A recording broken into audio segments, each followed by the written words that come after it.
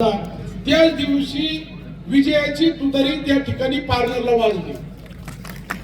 या अर्थानं का आता आपण भाषण पाहिली, आमचे जगदीश गागरे बोलले, अनेक जण बोलले, प्रत्येक जण ज्या दिवशी फॉर्म भरला त्याच दिवशी मनामध्ये हा निश्चय झाला का राणीताई 100% फक्त राणीताईंचं लीड किती यासाठी ही प्रचार सभा आहे।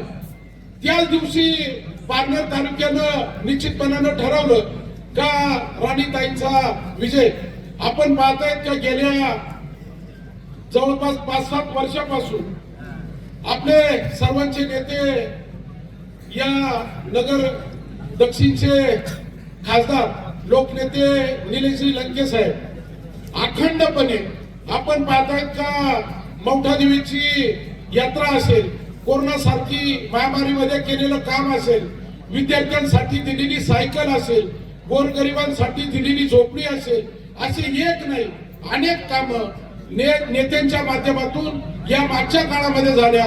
आणि म्हणून पारनेर तालुक्यातून फार मोठ्या प्रमाणामध्ये महिला वर्ग येऊन कधीही इतक्या मोठ्या महिला पारनेर तालुक्यामध्ये विधानसभेचा फॉर्म भरण्यासाठी आलेले नाही। वास्तविक पाहता टाकळी डोकेश्वर गट हा अत्यंत राजकीय दृष्ट्या जागृत असणारा हा जिल्हा परिषदचा गट आहे।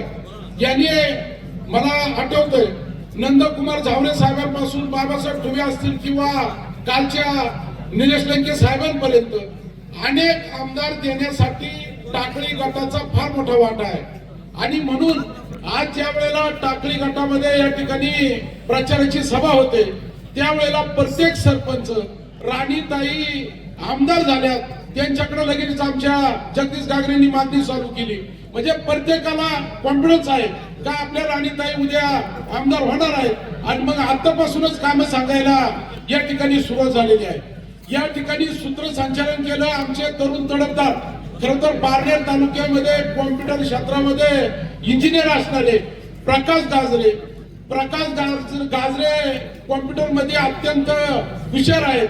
यांनी काय कुणीकडे चार्जिंग केलं, मग पोखरीचा सरपंच असेल, आमचा वारणवाडीचे सरपंच असेल, कुणीकडे वायर लावली, सर्व सरपंच या परिसरातली चार्ज केले आणि आज सगळे या स्टेजवर उभे आहेत।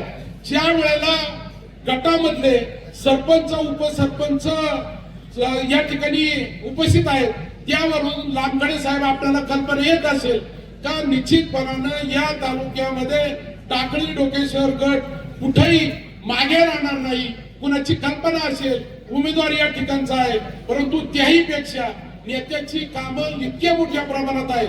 खरं तर प्रकाश सारखे असे पोपटफुट बोलला अनेक तरुण नेत्यांनी अनेक वर्षापासून तालुका प्रमुख असल्यापासून घडवले आणि त्याची परिस्थिती म्हणून आज या ठिकाणी हे सर्व उपस्थित आहेत। आमचे मित्र राजू शेट्टी या ठिकाणी सांगितलं का वास्तविक पाहता एवढे तरुण या तालुक्यामध्ये नेत्यांनी तयार केलं का कुठलाही फक्त आदेश द्यायला उशीर तर ती गोष्ट अगदी सर्व कुठल्याही गोष्टीचा विचार न करता तडीस नेणारे असे हे तरुण आमच्या बापू शिर्के साहेबांनी देखील अत्यंत मार्मिक शब्दामध्ये समोरच्या उमेदवाराचा वापव या ठिकाणी सांगितला। वास्तविक पाहता माणसाला ज्या वेळेला 2 नंबरचे पैसे येतात, टक्केवारीचे पैसे येतात त्यावेळेला असा उद्योग सुचतो, परंतु निश्चितपणानं जनतेच्या खिशातून घेतलेला हा पैसा पुन्हा असाच त्या ठिकाणी वायाला जाणार आहे आणि त्या ठिकाणी आमच्या राणीताईच निवडून येणार आहे।